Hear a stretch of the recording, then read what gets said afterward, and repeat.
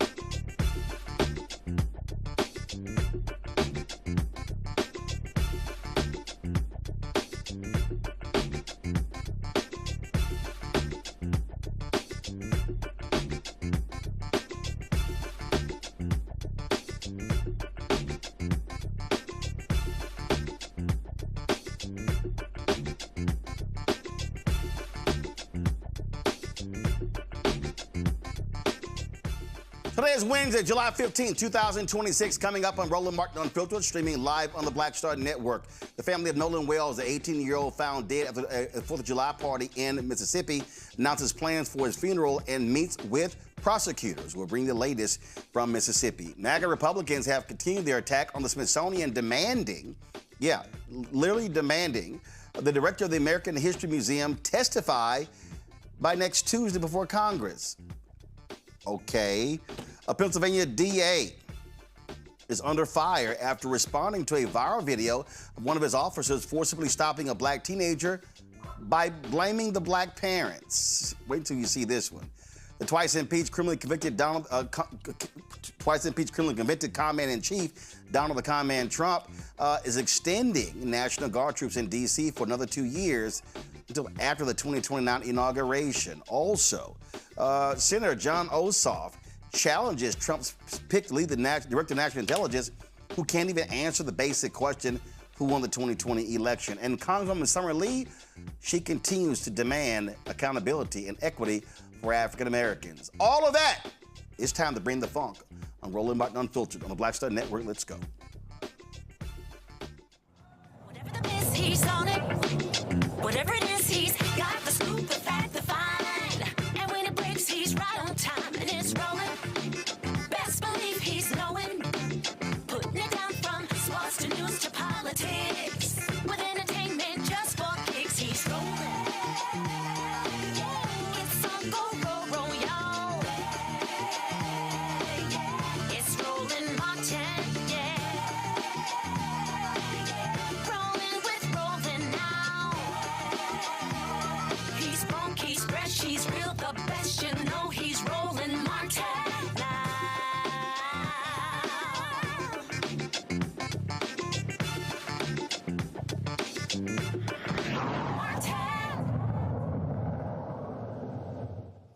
Folks, attorneys for the family of Nolan Wells, the 18-year-old black teen who died after a July 4th boating trip in Mississippi, as well as their legal team, met with Jackson County District Attorney Angel Myers McElrath. After the meeting, Civil Rights Attorney Ben Crump was joined by attorneys Eric Hurt and Nolan's parents for a news conference.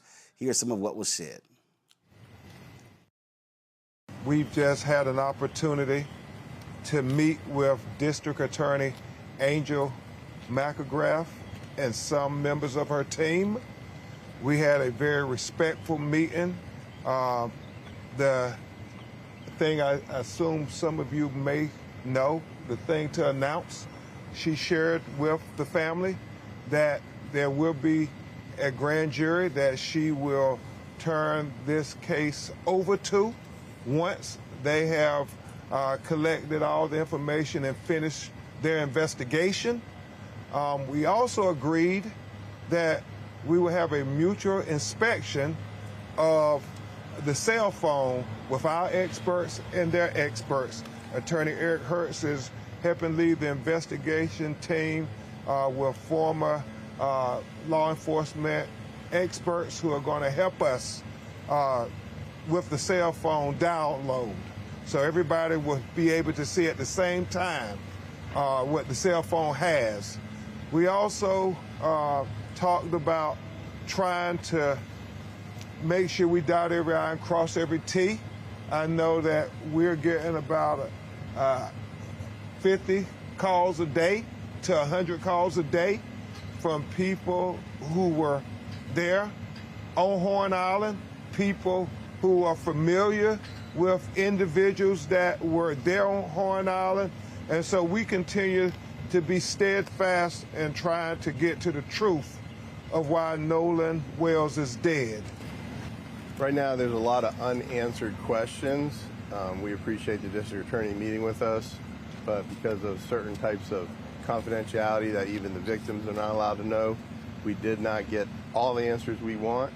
We have an independent investigation going on that involves former law enforcement, federal agents that are going to be looking into all the different information we got.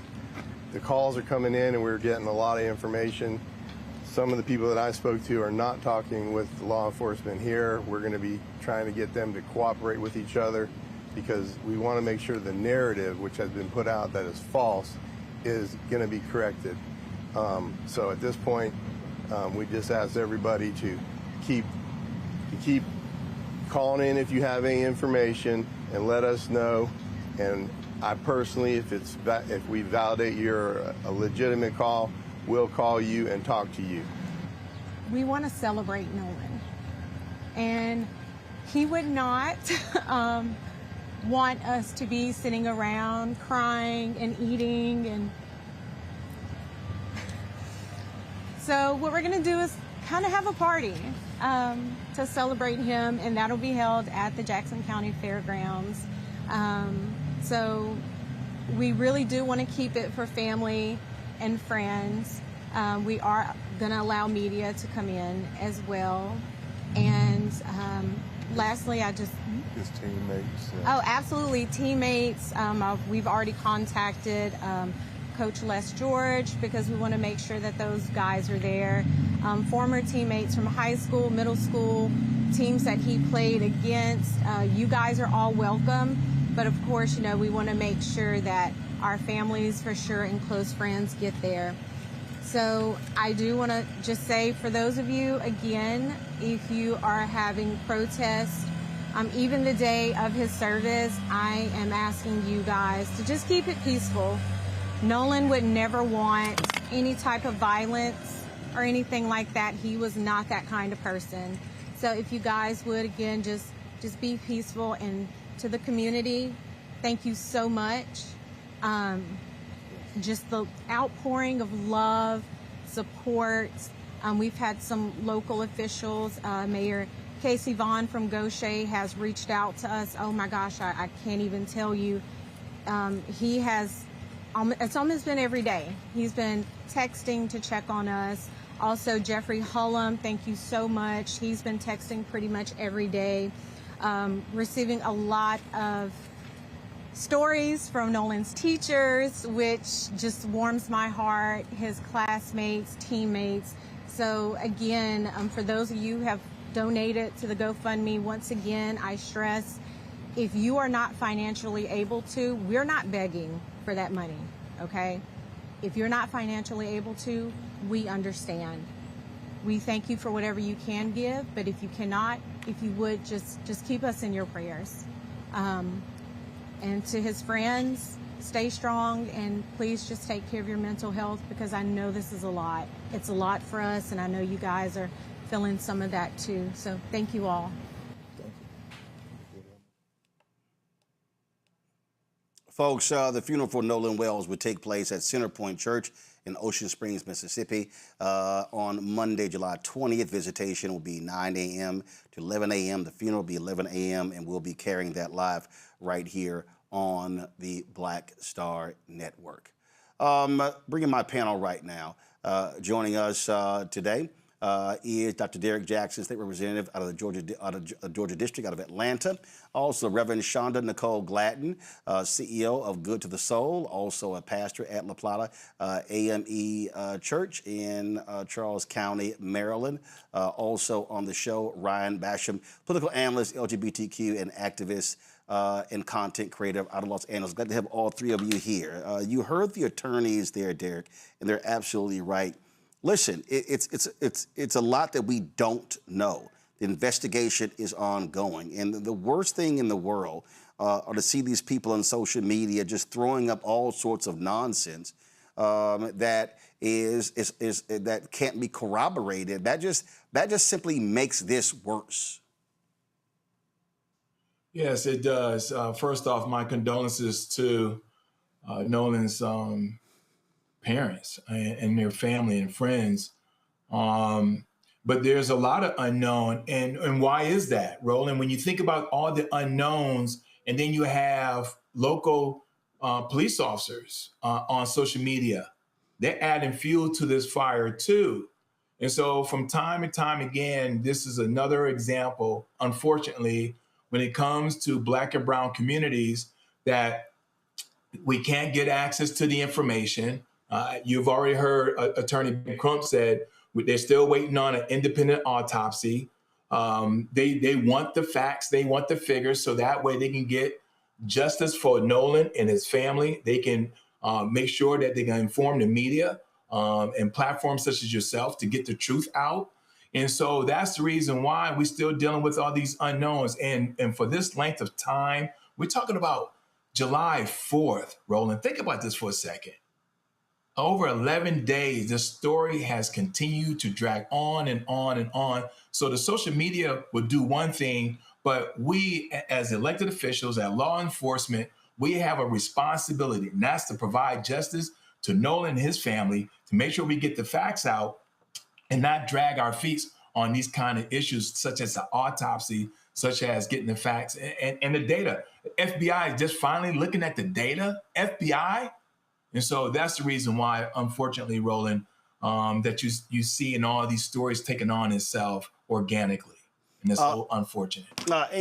Listen, the thing that I got to remind people, Shonda, is that when people are spouting off on social media, this is a family. This is a family that is grieving. They lost their son.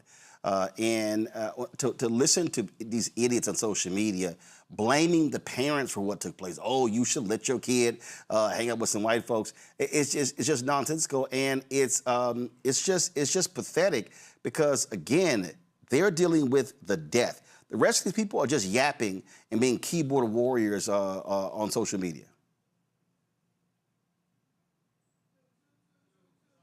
Shonda, you're on mute. Thank you so much. Again, there you go. As a pastor and a parent, it is heartbreaking to listen to how this family is not only trying to get answers through this autopsy, but also planning a celebration of Nolan's life. We heard his mom, and I believe I heard his heart as a mom, her heart as a mom, that this is a tough time, but she still wants to have this experience of Black joy as resistance. There is something to be said of that, but at the same time, we need answers. We need for the Department of Justice for the autopsy to be done, and for the funds that the parents are raising to take care of this autopsy to be enough. It's sad that they even have to be raising money to do their own investigation. But this is the country in which we live, and this is the time. These are the times in which we are. It's heartbreaking. It absolutely is. And Ryan, listen, I get it. We're talking Mississippi. And so I totally understand people being concerned about a fair investigation here. But again, authorities have to do their work. It's a lot to sort through. I just think that people, when they spread malicious nonsense on social media, they actually make this story worse. I agree. And one of the things you discover when you become a political content creator is that the crazy people, those anonymous keyboard warriors, come out of the woodwork. And it's always I'm always surprised daily in some of the comments on my posts, because I think, is this actually a human? Some of these things that these folks say are cruel. But one of the things that we know now is that to keep a story alive, and alive in the right way, you got to flood the zone. And so, political content creators, social justice content creators, it's incumbent upon us to continue to make content about this. And something that just sticks out for me is, it's harder to uphold the negative narrative that some folks are trying to paint around this family and what's happened here, when a mother shows up with such dignity and grace. It becomes impossible for some of the worst things that people say on social media to be substantiated. So I think the only way to keep this in the news is to flood the zone, and in the right way, flood the zone with actual facts, as you were saying. And I hope that this leads to eventually something conclusive. But we are in this post-fact world where sometimes the truth never really comes out, or it does, and we don't know if it is the truth. And that's, I think, what worries me the most. Well, and to your point about content creators, and this is no shade at them, but most of them are not journalists. And the problem that I have is there are people who are making content, and all they're doing is reading the work of other journalists. The issue that I have is when people are providing unsubstantiated information, pushing it out there, and then what they don't understand is the algorithms, whether you're talking Threads, Instagram, Facebook, Twitter, or whatever, it's all about driving the negative. And so then stuff gets spread. It could be a lie, and then people believe the lie, and all of a sudden that thing begins to become uncontrollable. And so that's really, to me, I think what is the danger here. And so we're going to keep covering this story and certainly demanding answers as well. Got to go to a break. We come back. Crockett Chronicles. Also, a couple of other members of Congress, Congressman Christian Menifee as well as Summer Lee, they challenged MAGA when it comes to the attacks on Black America. We got all of that for you, folks. Lots to break down right here. Roland Martin Unfiltered on the Black Star Network. Back in a moment. All right, folks, let me tell you about Chapter. Now, if you're on Medicare or about to be, the system is not set up to work for you. Too much fine print, too many plans, and too many people making money off of your confusion. And look, we're used to this. We're no strangers to systems that don't have our best interests at heart. But we don't have to accept it when it comes to Medicare. That's why I'm telling you about Chapter. Their advisors are independent and honest. In fact, they're the only Medicare advisors that compare every plan nationwide. And they're focused on one thing: what works for you. If there's a better plan out there, they'll find it. If you're already in the right one, they'll tell you that too. There are no games. Just last year, people who switched with Chapter saved an average of $1,100. It's 20 minutes and a real person. It's completely free. My parents actually have already called. My mom sent me a text. Folks, give Chapter a call at 724-264-8281, 724-264-8281, and connect with someone you can trust. Folks, these are the kind of services that we need for our audience here at Roland Martin Unfiltered and the Black Star Network. So call Chapter right now, 724-264-8281. Hey, what's up, y'all? I'm Devon Franklin. It is always a pleasure to be in the house. You are watching Roland Martin Unfiltered. Stay right here.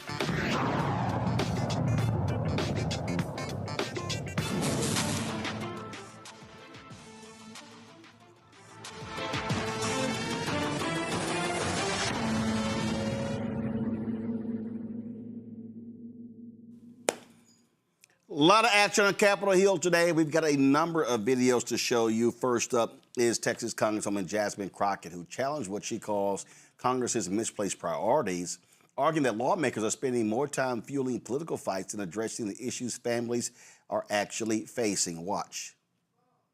It seems like we are at a point where we have a solution in search of a problem.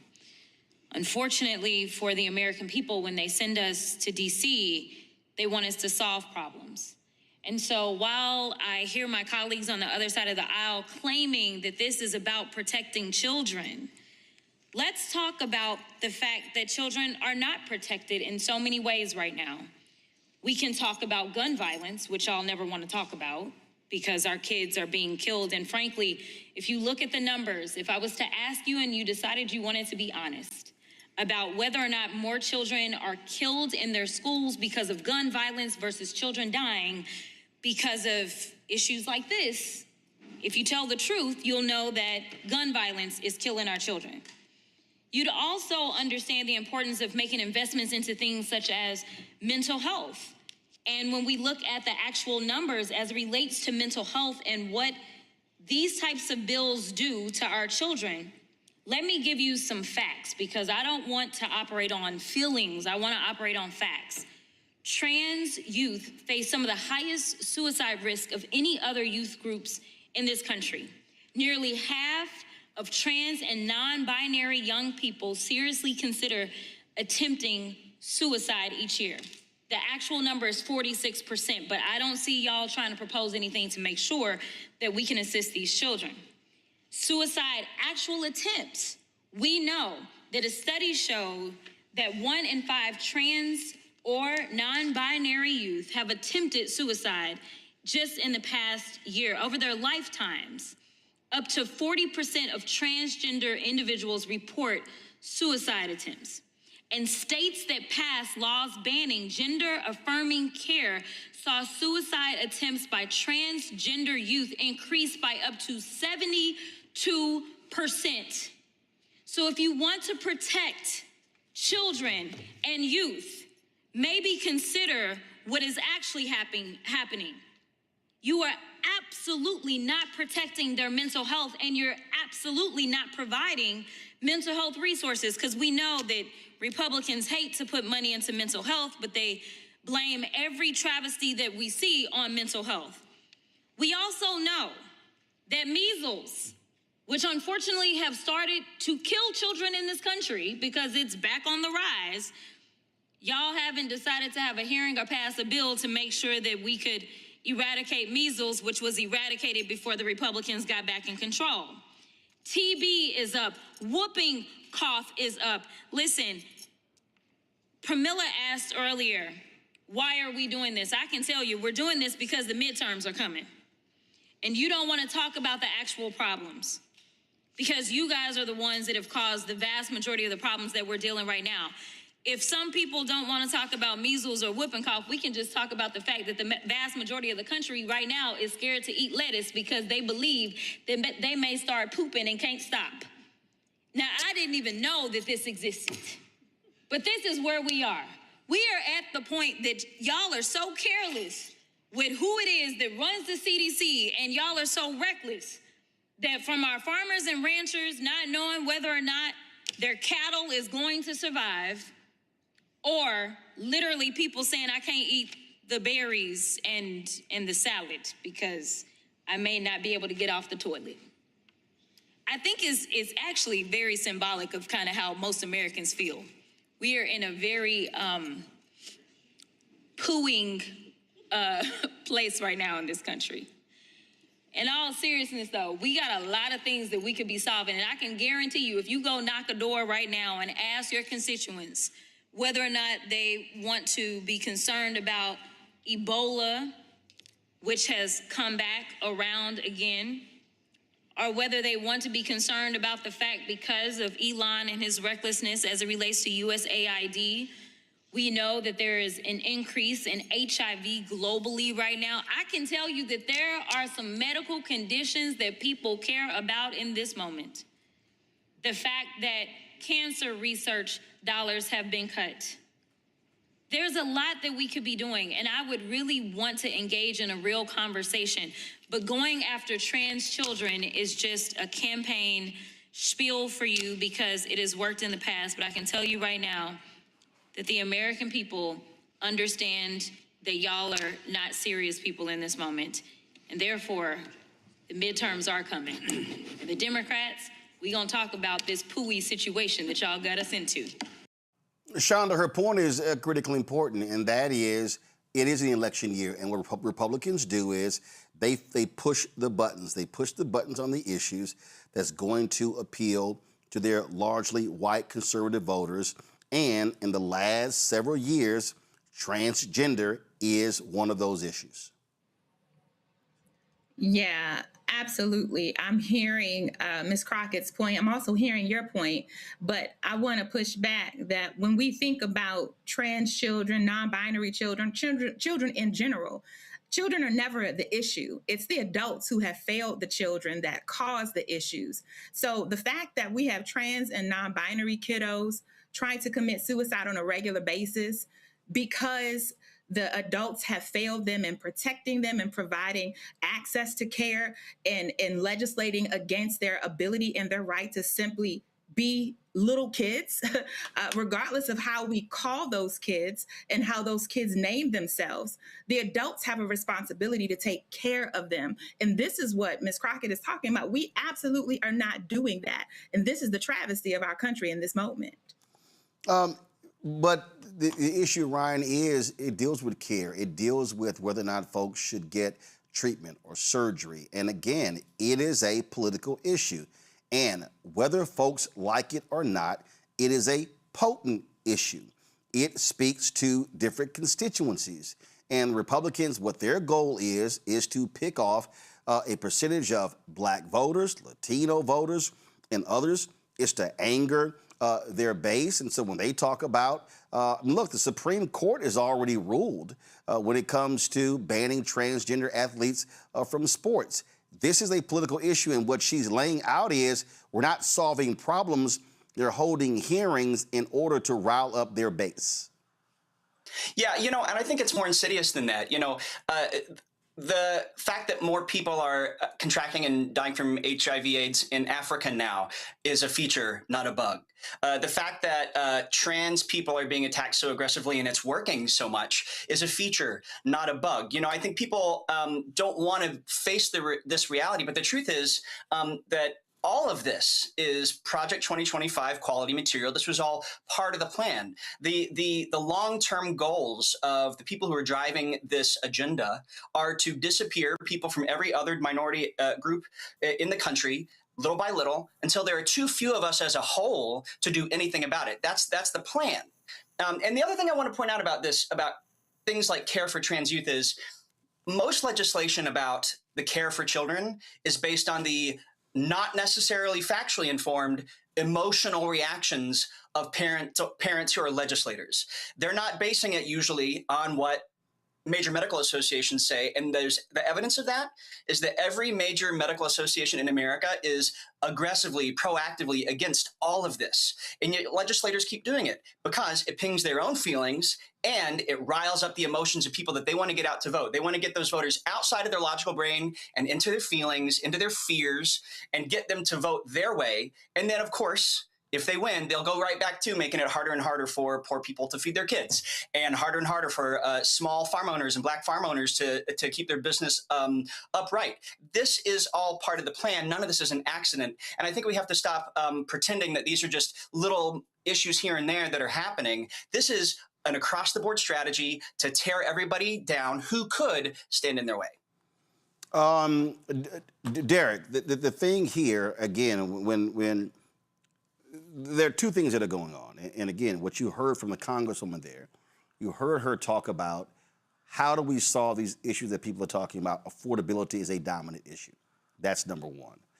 But she also laid out what the political reality is. And the political reality is midterms are coming up. The Republicans are concerned they're going to lose the House and possibly lose the Senate. And so what they have to do is press the very buttons that will rile people up. What people have to do is not fall for the okie doke. That's exactly right, because cultural issues, they love to create this red meat. They love to create this boogeyman, right? If it wasn't critical race theory or DEI, now it's trans or something else. And Jasmine Crockett, and to your point as well, Roland, we do have some real issues right now. I mean, I was just looking at the stats today. 12 children per day are dying from gun violence. 12 per day are dying from gun violence. Also, 6 children are dealing with mumps and measles per day right now. And I just learned also today how the federal government just fired an onslaught of FDA inspectors. Now we have this problem with diarrhea because our fruits and our vegetables are being contaminated by parasites.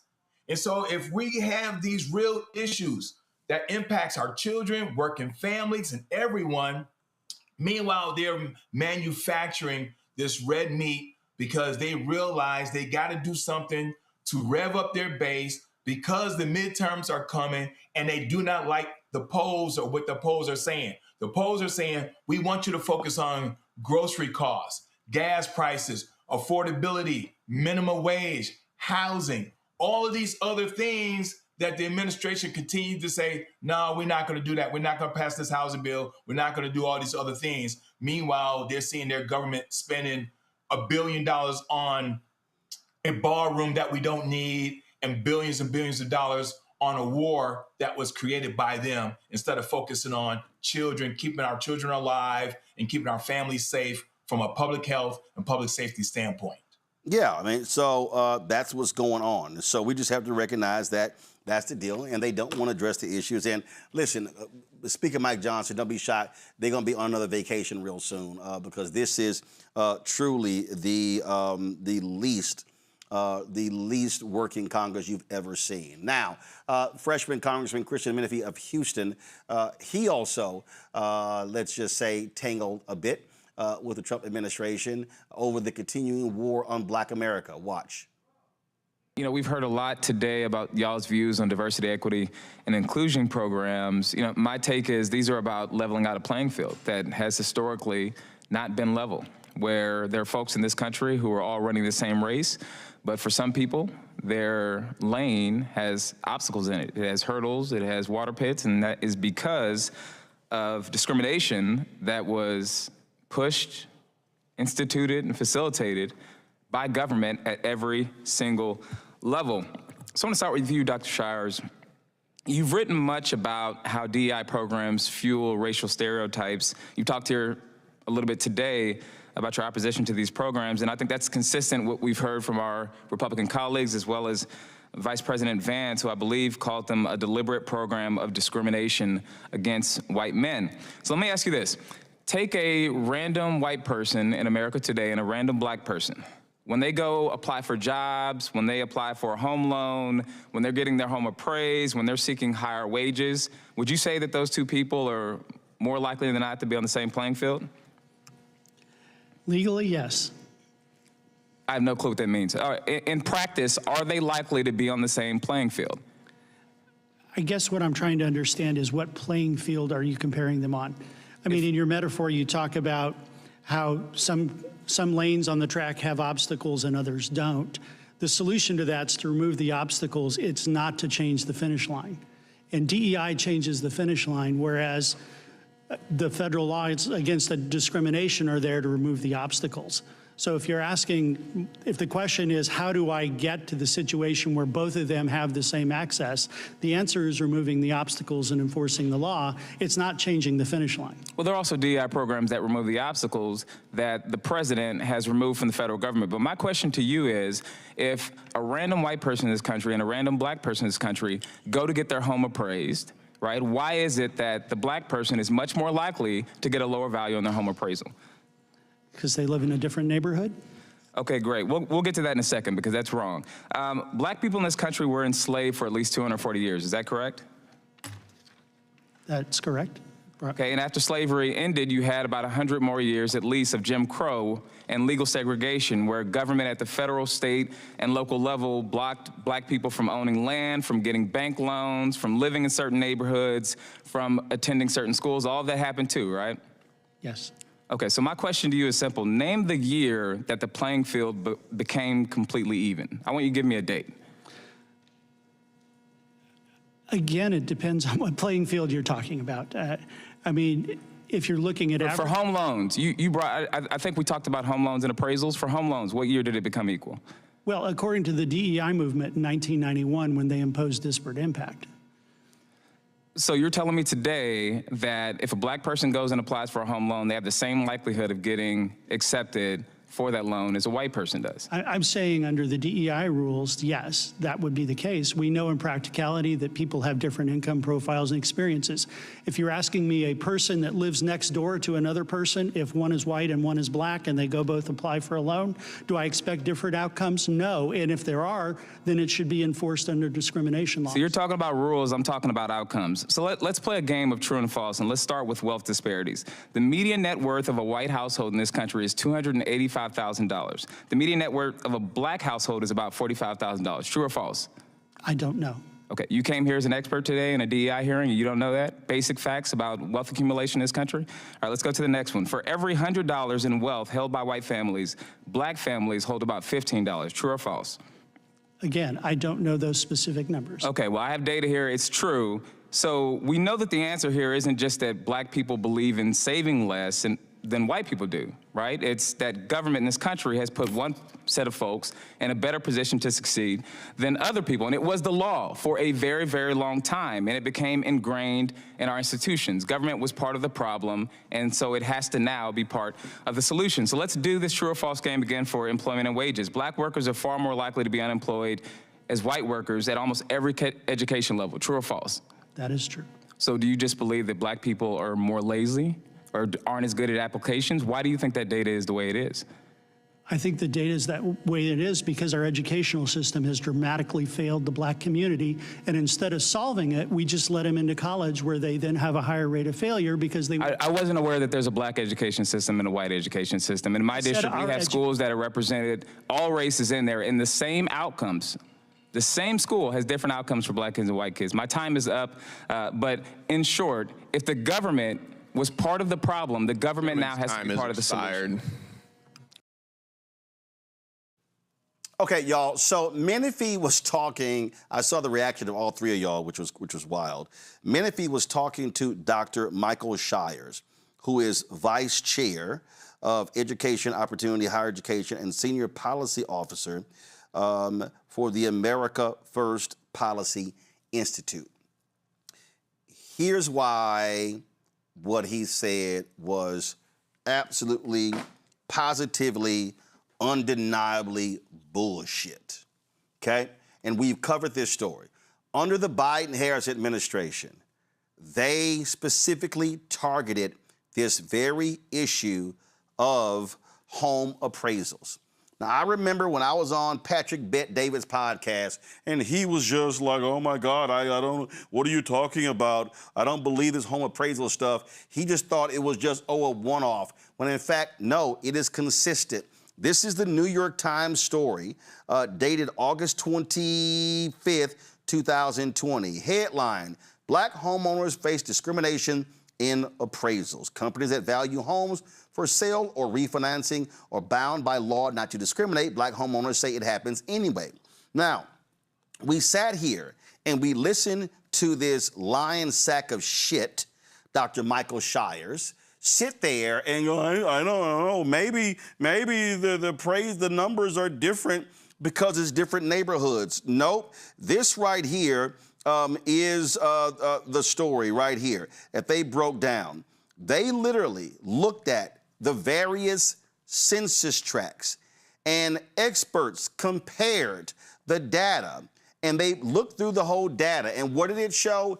It showed consistently, Derek, that black homeowners were having lower appraisals than white homeowners, where the homes were very similar in the same damn census tract. And so what these bigots like Shire do not want to confront, they don't want to confront the reality of racism in home appraisals. Why is that important? Which is what Menifee was getting to when he talked about wealth. It's because, again, right here, they talked, the New York Times, Abina and Alex Horton. They live just minutes from the Otega River in a predominantly white neighborhood of 1950s homes that tend to sell for $350,000 to $550,000. They had expected their home to appraise for around $450,000, but the appraiser felt differently, assigning a value of $330,000. That means, okay, that's $120,000 less than they were expecting, and on the high end, $220,000 less. The story says the couple's bank agreed that the value was off and ordered a second appraisal. But before the new appraiser could arrive, Ms. Horton, a lawyer, began an experiment. She took all family photos off the mantle. Instead, she hung up a series of oil paintings of Mr. Horton, who is white, and his grandparents that had been in storage. This couple is an interracial couple, white husband, black wife. Books by Zora Neale Hurston and Toni Morrison were taken off the shelves, and holiday photo cards sent by friends were edited so that only those showing white families were left on display. On the day of the appraisal, Ms. Horton took the couple's 6-year-old son on a shopping trip to Target and left Mr. Horton alone at home to answer the door. The new appraiser gave their home a value of $465,000, a more than 40% increase from the first appraisal. And this idiot is testifying before Congress saying, it's all DEI, it's all DEI. No, it's blatant racism in America in 2026. You know, the last time I checked, DEI doesn't spell BLACK. I mean, I was listening to this segment, Roland, and I kept hearing him say black. Every time the congressman said DEI, the other individual kept saying, he was saying black. And that's the reason why he didn't understand. Listen, when I retired from the Navy 20 years ago, Roland, our realtor gave us the same advice. And I was living in a predominantly white neighborhood along with all the other white officers. Obviously, my wife and I, we were black, and we were told to remove all of our family pictures and put up some nautical pictures because the first evaluation of our home was $175,000 less than the initial assessment. We live these experiences. And here's the other thing, Roland, to the congressman's point. The Federal Reserve stated that it would take 288 years for the black-white wealth gap to close. Let that marinate for a second. 288 years. That means we will have to put policies and programs in place to allow for blacks to get the proper wages and salary that they deserve, and let that to be on an equal playing field. In order for us to catch up, it would take 288 years. Here's the other data point that I want to highlight that I was looking up. The average white household median net worth, Roland, is $1.36 million, compared to black household, $211,000, and that is two parents in each of these households. This is the thing that guys like Shires and these white conservatives do not want to accept, Ryan. Let's go back to my iPad.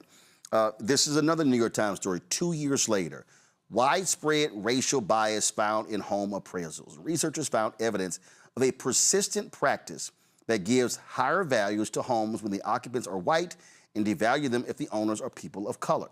And it says right here, this changed last week. It says, despite ongoing accounts of ingrained discrimination over the past 2 years, researchers exploring racial inequality in the housing market have not had access to appraisals. This changed last week when, following a directive from the Biden administration, the Federal Housing Finance Agency released 47 million appraisal reports to the public for the first time. The appraisals, which were compiled between 2013 and 2021, present evidence of a persistent, widespread practice in the home appraisal industry to give higher values to homes when the occupants are white and devalue them if the owners are people of color.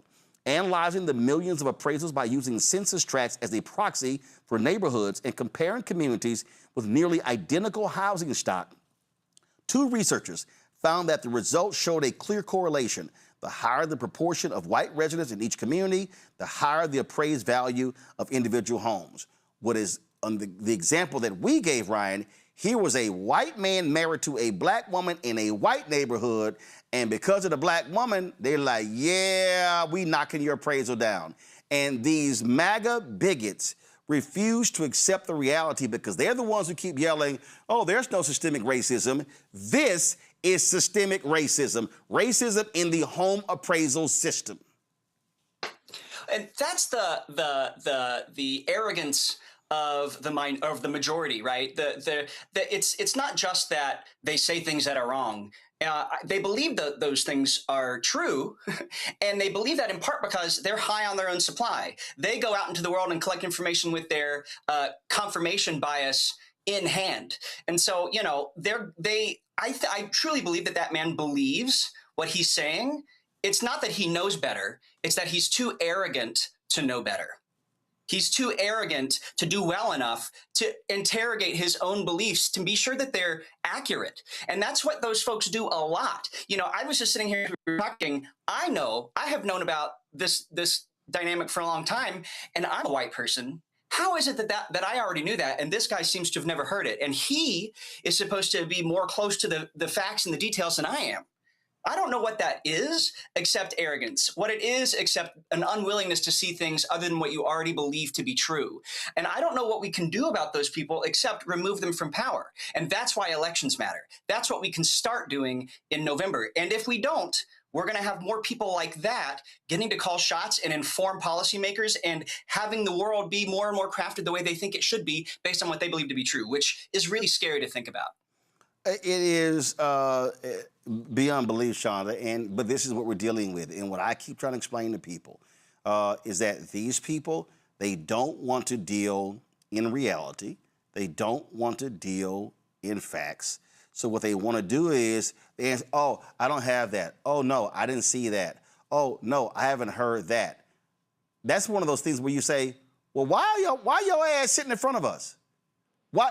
To me, that's where you turn Republicans. Why y'all got this this lack of knowledge idiot sitting in front of us? Because if you can't answer the basic ass questions, why are you here?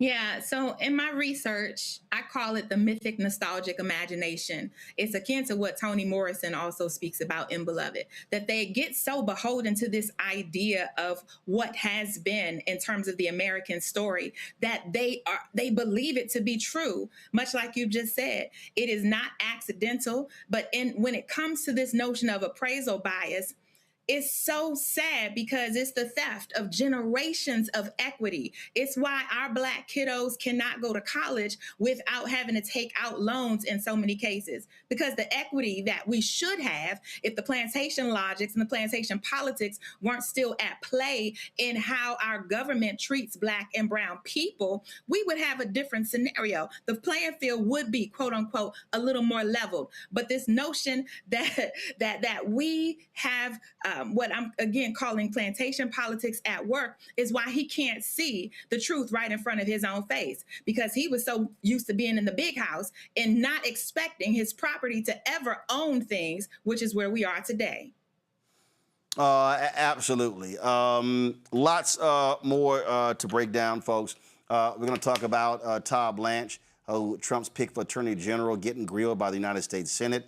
Also, we'll talk about the discussion about DEI in the medical space, which is also a huge issue. We're going to show you what Congresswoman Summer Lee had to say about that, plus with our guest as well. And of course, Senator Jon Ossoff challenged Trump's pick for the Director of National Intelligence, who showed us that he's really not intelligent at all.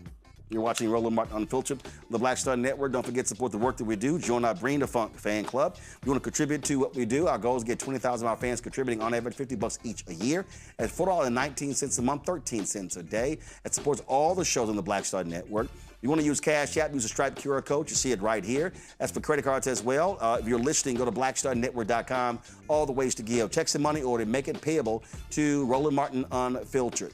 P.O. Box 57196, Washington, D.C., 20037-0196.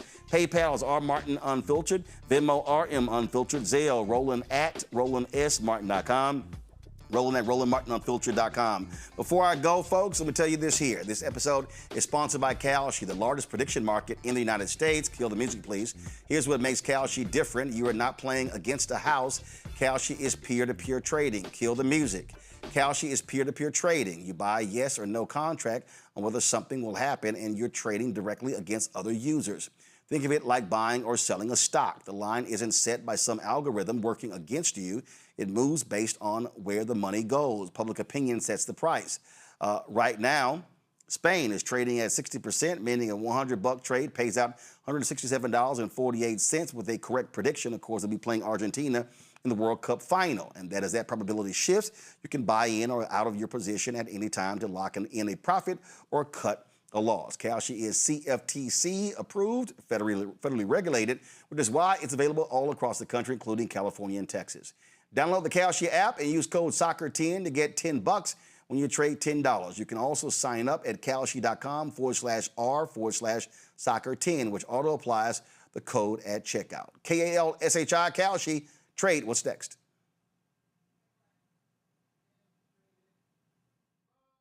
All right, folks, let me tell you about Chapter. Now, if you're on Medicare or about to be, the system is not set up to work for you.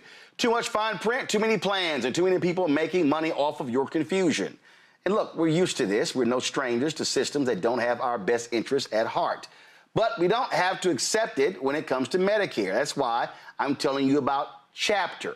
Their advisors are independent and honest. In fact, they're the only Medicare advisors that compare every plan nationwide. And they're focused on one thing: what works for you. If there's a better plan out there, they'll find it. If you're already in the right one, they'll tell you that too.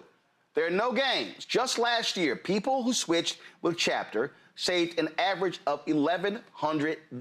It's 20 minutes and a real person. It's completely free. My parents actually have already called. My mom sent me a text. Folks, give Chapter a call at 724-264-8281, 724-264-8281, and connect with someone you can trust. Folks, these are the kind of services that we need for our audience here at Roland Martin Unfiltered and the Black Star Network. So call Chapter right now, 724-264-8281. Hello, I'm Paula J. Parker. Truly proud on the Proud Family, Louder and Prouder on Disney+. And you're watching Roland Martin Unfiltered.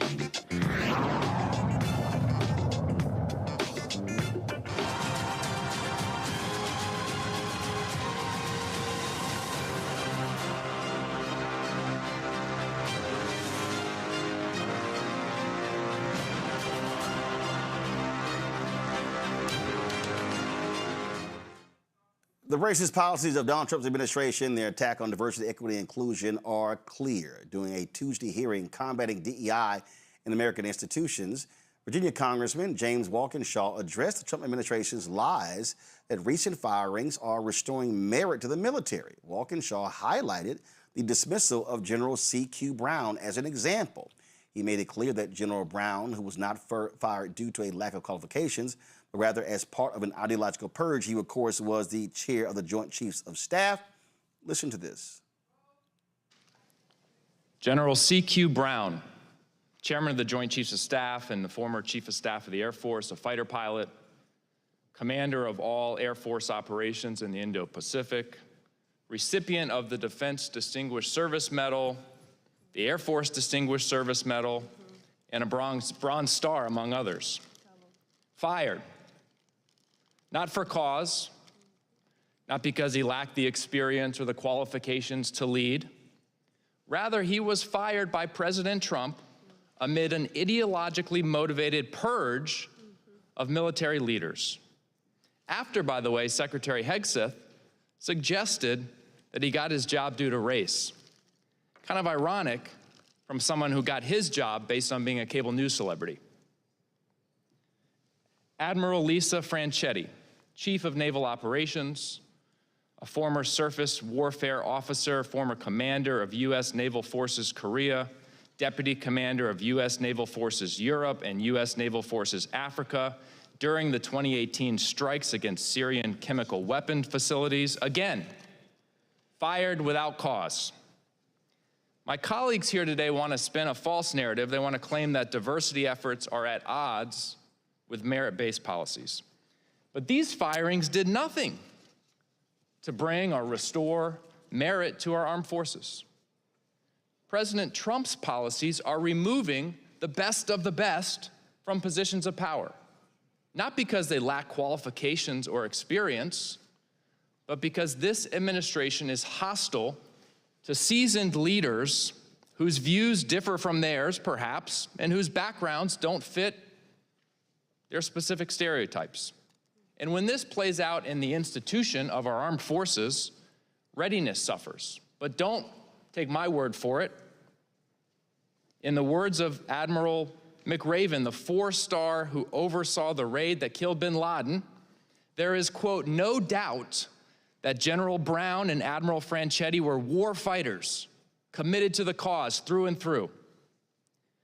If President Trump and my Republican colleagues and our witnesses here today want to talk about advancement based on merit, they owe the American people an explanation for dismissing two, and I'm just talking about two here today, exceptionally qualified military leaders while the president is starting wars of choice across the globe.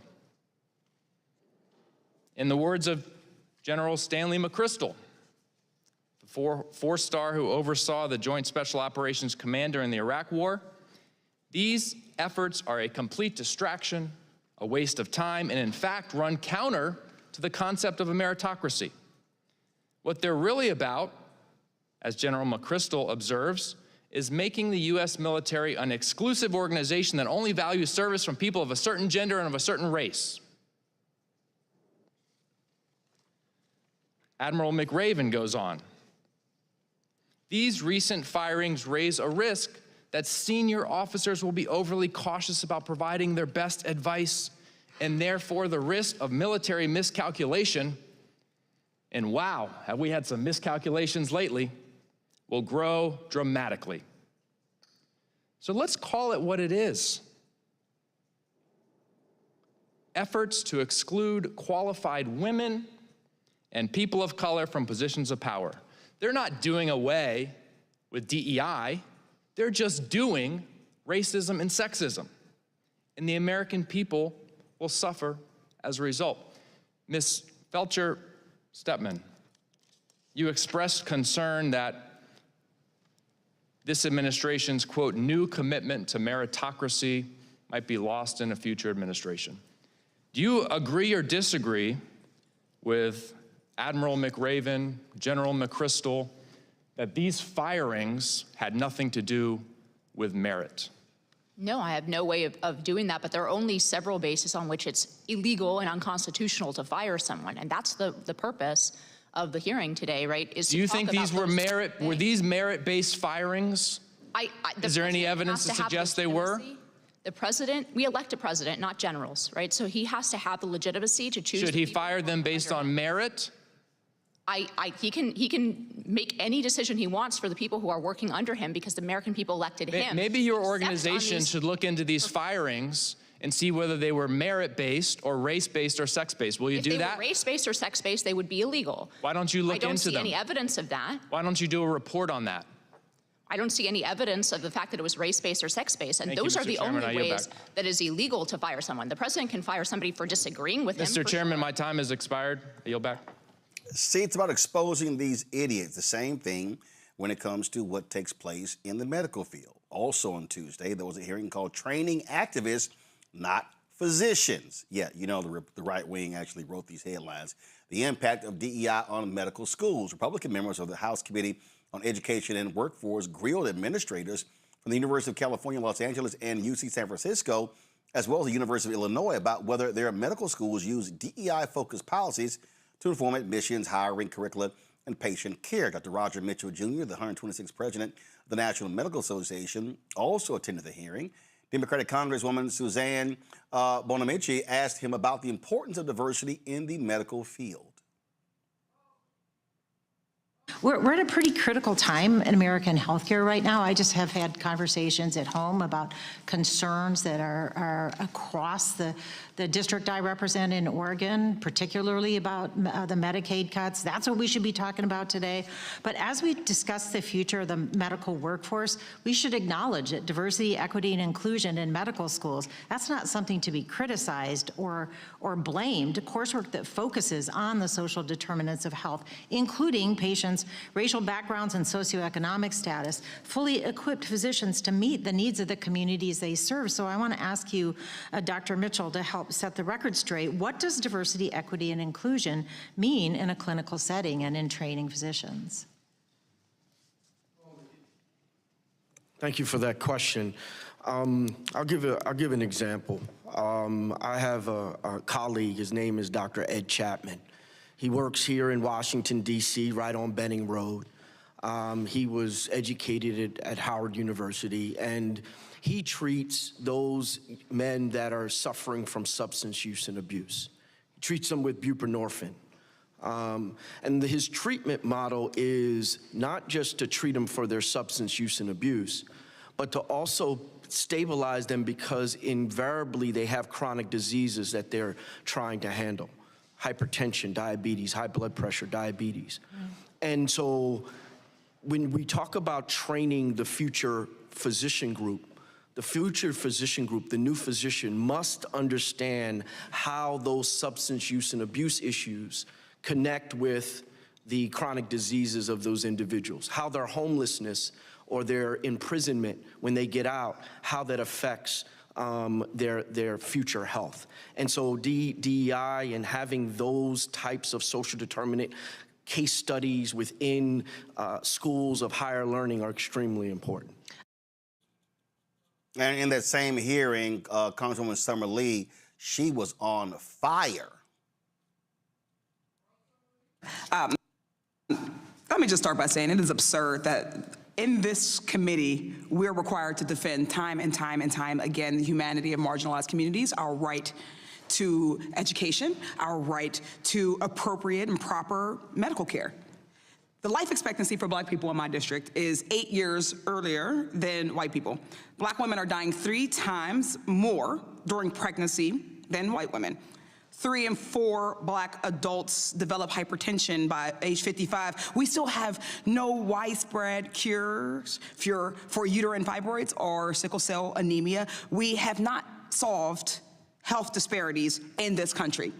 Diversity, equity, inclusion, and accessibility programs exist because marginalized people are more likely to be or underinsured, unable to get an appointment, or be misdiagnosed, to have their pain ignored, or to be discarded by the healthcare system altogether. Disparities exist at every step of the process. This is just a fact. And conservatives' discomfort with facts is not grounds to overhaul the medical education or medical education system. Let me just say, I have a Black doctor and I sought my Black doctor out. In fact, Black doctors are in high demand because Black patients know that culturally competent care can be the difference between care and cure, or life and death. That's just what it is. Just really quickly, I don't know if some of my colleagues know some of the history of Black care and mistreatment in the medical field. But for instance, gynecology procedures were developed from unanesthetized, non-consensual experiments performed on enslaved Black women. Life-saving vaccines were developed using stolen cells from Henrietta Lacks, a non-consenting Black woman. Modern health care was built using Black bodies without our consent. And when there is even the mere suggestion that we should invest in cures for diseases disproportionately affecting Black people, or that there aren't enough Black doctors, Republicans cry DEI and say it's unfair. They say we should only rely on so-called objective standards for medical competence. But objective according to who? You cannot standardize test your way into empathy, or taking people's pain seriously, or cultural competency. MCAT scores don't translate to better care for Black people automatically. Having all white male doctors is just as bad for the medical profession as having all white male congressmen is to our government. What if someone who lived in rural Pennsylvania their entire life, for instance, in an all-white town, matches to residency at a hospital in Philadelphia where there is a larger Black population? Without training in racial bias or cultural competence, without learning to humanize their patient that is different from them, that resident will be more likely to misdiagnose an episode of intense pain, for instance, from a sickle cell flare-up, as a psychosis. Dr. Mitchell, can you speak to other examples like this and why it would be dangerous for medical schools to disregard training on social and cultural factors, or devalue lived experience? There's some recent literature that talks about a study that looked at Black concordance with Black PCPs in over 1,600 counties in the United States. And what they found was that life expectancy in those counties was higher when they had higher Black PCPs. That mortality rates went down because they had higher Black PCPs. I went to medical school in New Jersey, in Newark, New Jersey, and I sat next to a diverse group of individuals. And I'll tell you, they learned just as much from me and my lived experience and how to treat the patients in Newark as I learned from them and their experiences. Diverse workforce and admissions to medical schools creates a better system for this country. Thank you for that answer. And it does beg the question, do Republicans want Black patients to die? Do we want women to die? Do we want trans kids to die?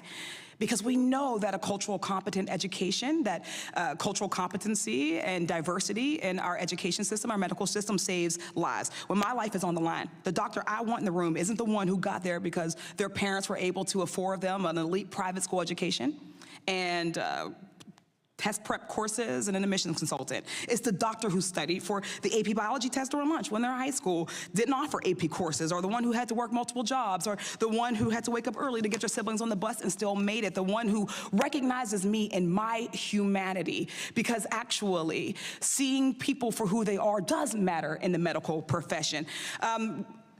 I have more questions, and there are so many things and so many different avenues that we can go down about how important it is that we have culturally competent education, that we have a culturally competent medical field. But I know that my colleagues already know that. This is another grandstanding attempt to deflect away from Black advancement and care and an equitable society. It's a shame that we do that. Republicans care more about culture wars than culturally competent care. And as long as they get reelected, they don't care who dies along the way. Dr. Mitchell Jones is right now. Doc, glad to have you back on the show. I mean, it's real simple. She said it best. These Republicans don't give a damn. I keep saying it's a war on Black America. They don't care that, oh, if you have a Black doctor, you're likely to get better care than you do if a white doctor. They don't care that when the opioid crisis happened in the beginning stages, more white people got hooked on opioids because white racist doctors refused to prescribe opioids to Black people because they said, oh, they're just here to get high. That's also what's going on here. They don't give a damn about Black people, period. Full stop. Well, I mean, the policy that's being set forward definitely says that. I mean, if we know that diversity in medical education, if we know that teaching cultural competencies and meeting patients where they are saves lives, and particularly saves lives for those that are marginalized, those that are disenfranchised, disinherited, those that have a historical lack of access to care, those that don't have to drive 2 hours for care. If the reality of that is that by having diverse physicians that understand the patient's experience saves lives, and then there's policy that's anti to that, that's anti-DEI, that's anti-diversity, that's quite frankly, that becomes anti-patient quality, anti-patient safety. And that's the issue. At the National Medical Association, we've been fighting this fight since 1895, when we needed access to white hospitals to treat our patients. I mean, this is ongoing. And for the general community to come to the conclusion that the politics of the day would rather see death than health, I can't refute that, particularly as a forensic pathologist. Based upon the hearing today, do you believe any of those Republican members heard anything that you said? Well, I mean, they started off the hearing and ended the hearing where the chair said that they don't have a problem with diversity, that they are not fearful of diversity. What they're fearful of is manufactured diversity. Well, what is manufactured diversity? In the United States of America, let's put it in perspective, Roland, there's only 1,500 Black medical students that graduate every year out of 28,000. 1,500 Black medical students graduate every year out of 28,000. What are we doing? What are we saying? That you just don't want any Black doctors? Because at the end of the day, there's only 28. There's only a fraction of those positions available, seats available in any medical school at any given time. There's limited seats, and so you have to have a mission-driven admission policy that ensures that qualified Black, brown, women, Latino medical students actually make it into medical school, because left up to their own devices, the 5 to 6% of Black physicians that we have now will decrease. And that only affects the communities that need those Black and brown physicians. The literature is clear. Black medical students that graduate are more likely to go back into their communities to provide care, to go back into non-white communities and provide care. And that's the whole point. our medical workforce needs to be able to be representative of the diversity of this nation. So we shouldn't stop admitting Black medical students until never, but at least we need to get to 13 to 14% of the population. And I'll end it here is that our workforce shortage, which came out into the committee as well, that over 100,000 shortfall we're expected by 2030. My goodness. And we're talking about keeping people out of the physician workforce. We need to be erecting more medical schools. We need to be having more residency positions, not worried about letting Black and brown people into medical school. It makes medicine and American medicine better. Questions from our panel. Derek, you first.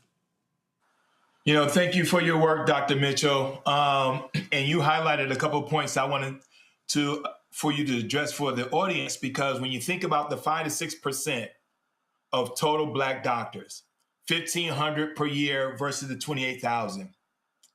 I have 2 in my family. I have 7 children. I got 2 of them in my family, right? It's very rare, and it costs a lot of money. They went to Meharry. Here's my question to you, because they want us to believe that diversity lowers standards, where we know conversely, diversity strengthen us. We need Black doctors in order for me, all my physicians, every specialist I have are Black. My question to you is not just the general physicians we need to worry about. We need to worry about Black cardiologists, Black urologists. Here in Georgia, we have a deficit of urologists. You cannot find a urologist in 110 counties out of 159 counties, and Black men are dying 5 to 6% greater than their white counterpart. What can we do to grow the specialists? Because that's where my concern is: urologists, OBGYNs, cardiologists, not just the general physician. Because that's even a lower percent when you deal with specialists. Well, you're exactly right. The president of the American Medical Association is a Black man. Is the only 3rd Black man in history to be the president of our majority counterpart called the American Medical Association, and he's a urologist. And urology, Black urologists are very rare. Black cardiologists, there has been initiatives to move Black cardiology into place, but those are rare. If you have a system that's set up and doubling down on making sure that Black people do not enter into medical school, then you're not going to get them to become specialists because you don't have enough to even get into the door. We're talking about a shortage across all specialties. The NMA has all 27 specialties, and that's a way that we are exposing young people. We have our convention coming up in Puerto Rico, and our convention exposes young people, exposes medical students, exposes residents. This year, we have the Young Doctors Project coming with high school students to get them exposed so that we can train up and create the pathway that is required. But last year, we had an 11% increase in applications of Black medical students to medical school, but we had an 11% decrease in admissions. So we're doing our job on our side to get medical students ready for medical school, but they're not being admitted. Even if they're qualified, they're not being admitted. The Liaison Committee on Medical Education no longer requires diversity as part of a retention and recruitment strategy for any medical school. And that's part of the chilling effect that this administration has had. So we have an uphill battle as long as people think that being different is deficient, that equity doesn't mean excellence. Excellence, it is built into equity, excellence built into diversity. And we can go on and on about the contributions of Black physicians to this country, including Charles Drew with the blood bank, including Daniel Hale Williams with the first open heart surgery, and Patricia Bath, who created the laser cataract surgery. I mean, we can go on and on about how we contribute to American medicine. Shonda. Yeah, thank you so much, Dr. Mitchell. I heard you mention or refer to medicine as a calling. And as a pastor, a woman of faith, that resonates with me. I want to invite you to think about and perhaps even share with the audience, what is the relationship between faith and medicine that your doctors and others like you would have? And how can people of faith support the work that you are doing at a grassroots level? Well, thank you for that question, because I am a man of faith. I'm actually clergy. I'm an associate pastor at New Bethel Baptist Church in Washington, D.C., and an elder in the church, probably the youngest elder you'll meet. I got a little gray in my beard. But there has historically been a relationship between faith and medicine. Some of the earliest physicians in our culture have also been those that counseled on spirituality. In the creation of medicine, there was no disconnect between the spiritual self and the physical self. And so many of our members, whether they have a myriad of faiths, not just the Christian dogma, but often carry faith into their practices. Now, as it relates to what the faith community can do, there's so much you can do. Open your doors and have clinics. Open your doors, connect with your local National Medical Association, because we have affiliate organizations in every single state within the union. And so Black doctors are standing by to hold clinics, whether they're clinics that take insurance or they're free clinics. We stand by to partner with the faith community to do screenings, to do invasive screenings, like for PSA testing for diabetes, or non-invasive like high blood pressure. We stand by to be part of the community, but opening your doors and being a conduit for community. You know, this thing is about trust. You trust your physician to take off your clothes in front of them, to tell them your deepest secrets, to tell them what you're struggling with and what you're not struggling with. And trust becomes extremely important. And where there is what we say concordance, where there's a Black physician and a Black patient, that trust is heightened. But that trust is not totally based upon race. That's why we believe, and can't be, because there's not enough Black doctors. So we need our white doctors, our Indian doctors, our Asian doctors to also care about Black people and Black patients.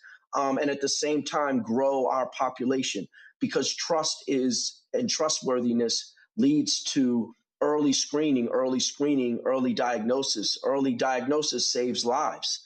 And that's critically important. And there's no more trusted institution in the Black community than the faith community. Ryan? Dr. Mitchell, I'm so glad you're here. I kind of have a similar question in a way. You know, as an organizer, I meet people all the time who've finally woken up and they're ready to do something, like call their legislator, go to town halls, go to school board meetings, what have you. And I'm wondering if there's one thing that you could say to those folks that they could do to help apply pressure to make change. What would be the place that you would want them to apply pressure the most? Or what would be the first priority that you would give them? Most of these training institutions, and we're talking about the context of equity and diversity in medical school admissions and physician workforce, because there's so many things that community can do.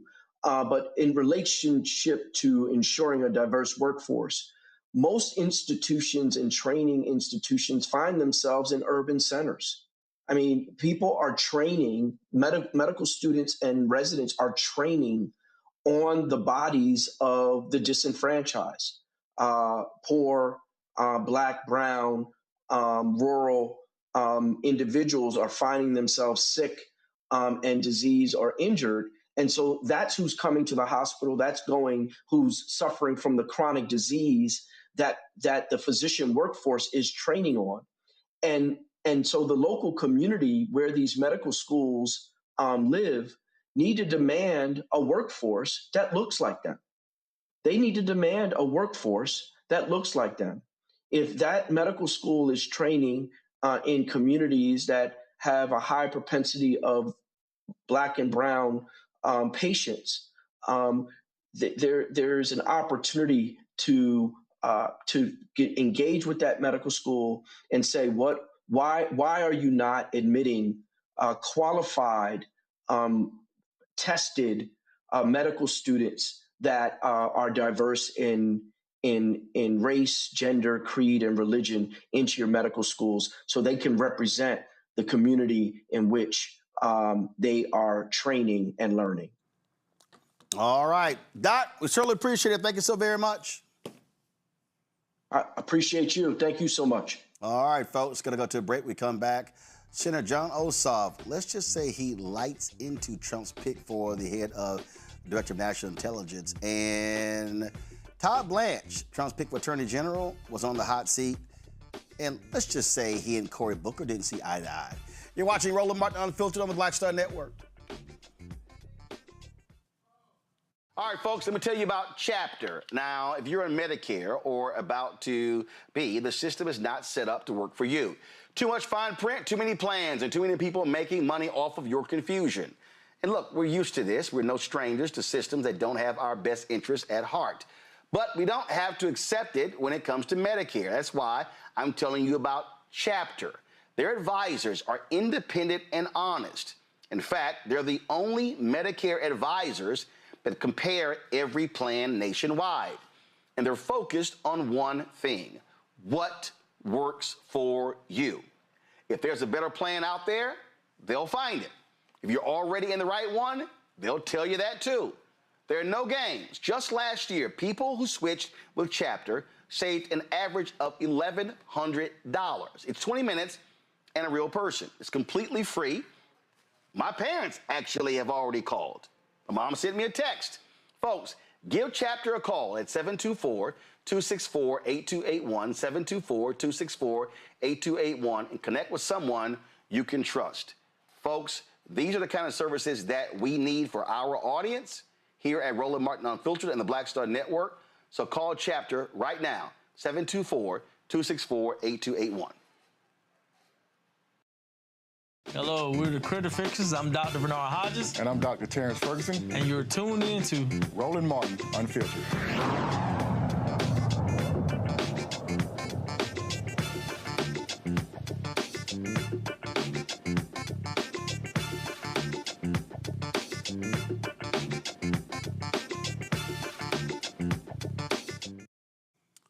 So Trump has picked his choice for the Director of National Intelligence. The previous fool, Bill Pulte, was just too stupid. Even Republicans are like, no, he's dumb. Well, Trump has chosen another dumb sycophant, and Georgia Senator Jon Ossoff absolutely exposed how stupid he is. Roll it. Senator Ossoff. Thank you, Mr. Chairman. Mr. Clayton, welcome. Congratulations on your nomination. You have an obligation to be honest and forthright with this committee, correct? Yes. And is it the case in the Juan Orlando Hernandez case that the President of the United States pardoned a man who had worked with the Sinaloa cartel to facilitate massive narco trafficking into the United States? I don't remember the specifics of that case. He was convicted in your district. He was convicted. Yeah. We convict a lot of people for a lot of drugs. Convicted of narco trafficking, yes? I believe so. No, so at massive scale, yes? Well, you're telling me what I know. That's kind of, he was, I believe, look, I'll take your word for it. He was a convicted narco trafficker. Did the President of the United States, Donald J. Trump, pardon a convicted narco trafficker? I believe we just discussed that. The President provided a pardon, yes. Yes or no? Did the President of the United States pardon a convicted narco trafficker? Yes. Who won the 2020 election? You know, I'm not going to do this with you. This is a job interview. We've established that you have an obligation to be honest and forthright with the committee. Yes, you do have an obligation to be honest and forthright with the committee? Yes. Who won the 2020 election? Like I said, I'm not going to get into that with you. But you do have an obligation to be honest and forthright with the committee. Is anything that I just said not honest or forthright? Yes, you're not being honest or forthright. Who won the 2020 election? I think I've answered the question. We can keep doing this. Well, we're going to keep doing it because you're not being honest and forthright. I'm not going to engage in the theater. It's a simple question, Mr. Clayton. And I've answered. Who won the 2020 presidential election? I've answered it. You're here asking for the support of senators to lead America's intelligence community. We've established that you have an obligation to be honest and forthright with this committee and with the American public, but you refuse to answer a simple matter of fact about the 2020 election. Is that right? No, that's not right. Then answer the question. Who won the 2020 election? I have answered the question. Answer it. What is your answer? I've given you my answer. What is your answer? You refuse to answer a basic question about who won a presidential election, but you asked to lead America's intelligence community? Isn't it humiliating to be unable to answer this question, to have to indulge the president's delusions? We know, you know, everybody in this room knows the truthful answer to that question. Why can you not give it? I think I gave you the answer. Are you aware that Director Gabbard was present at the Fulton County raid in Georgia earlier this year? You discussed that with me yesterday in your office. Are you aware that Director Gabbard was present at the Fulton County raid earlier this year? You brought it to me, my attention. What is going on here? You've said at the beginning of this you have an obligation to be honest and forthright with the committee. I'm asking a very simple question. Are you aware that Director Gabbard was present at the Fulton County raid earlier this year? Yes or no? Are you aware? I was. You won't answer that question either. I just said I was made aware of it by you yesterday. The first time you learned that Director Gabbard was present at that raid was in my office yesterday? It was the first time that in my recollection I've thought about it recently. Now, was I aware of it before? What?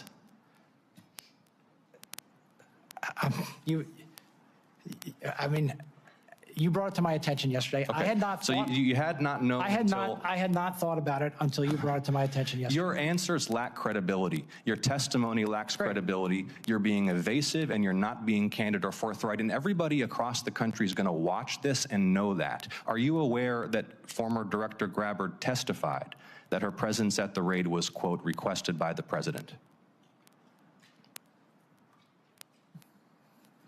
I'm not aware of that until now. Okay, you are now aware of that. Yeah. Are you aware that members of this committee are already probing Director Gabbard's potential misconduct in this matter? No, I don't. I'm not privy to your probe into. Are you aware that the General Counsel and Deputy General Counsel of your office have already provided testimony to this committee regarding this matter? No. If the White House Chief of Staff or the President asks you to travel somewhere across the United States and oversee the execution of a domestic search warrant on a sensitive election facility, will you do it? Is that appropriate? Is that appropriate for the Director of National Intelligence? That's a hypothetical. We all know it's not appropriate. Senator for the Ossoff, your Director of time has National expired. Intelligence. Will you answer the question? Your time has expired. Will you give him the opportunity to answer the question? Is this not material right now, sir? Is it appropriate for the Director of National Intelligence to oversee the execution of domestic search warrants at sensitive election facilities? Yes or no? I think you're asking me, as you just said in your first comment to me. Yes or no, is it appropriate? No? You are asking me to comment on a matter that you just said was under investigation. No, I'm asking you. Okay, Senator Ossoff, your time is expired. Okay, Arizona Senator Mark Kelly also tried to get this idiot to answer a question. Listen to this. So, can you tell me why Joe Biden was certified as the winner of the 2020 election? I'm going back to my constitutional law here, but I don't want to continue to have a debate about this, but I believe he had the most electoral votes. So he won the election? He followed our process, had the most electoral votes, was declared the winner, and who has the most electoral votes? Is it the person that wins or the person that loses? I think that's your characterization. I'm not going to continue to do The reason this. why we struggle with this, and I think it's especially important in the job you're nominated for, is because it seems that folks who are nominated for these positions just fundamentally refuse to disagree with something the president says. And the problem I have with this is he isn't in the room today. You're going to be in a room with him many times. And at times, you should have a difference of opinion. And if you can't disagree with him when he's not in the room, are you going to be able to disagree with him when you're sitting across from him in the Oval Office or the Situation Room? That's what I struggle with, because this job is different. This job, it's not about softening the edges when the truth is unpleasant. It's about delivering information and making sure the president understands that information. And by the way, people risk their lives to get this information.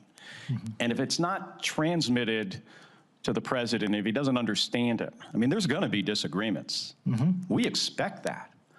But I really struggle with this, especially in your position, because you can't disagree with him on this, because he doesn't like the fact that he lost in 2020. Look, as you said, Joe Biden was certified because he got the most electoral votes. That means he won, but you still refuse to say that.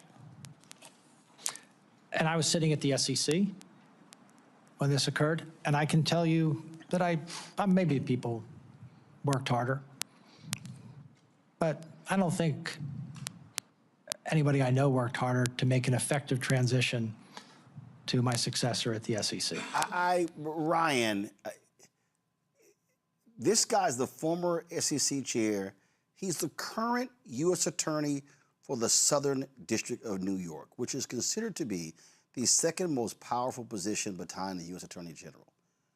And I don't know. I hadn't heard about that. You want to be the head of the Director of National Intelligence and you don't know shit?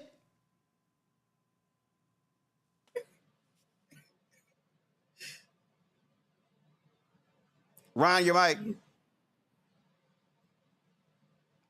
Ryan, you're muted. I was so excited I muted myself because this guy, Senate Democrats took him straight to the find out portion of the exercise and he couldn't hack it. And it's not like we are surprised at this point that folks that get in front of Senate panels for confirmation that Trump has appointed are ill prepared.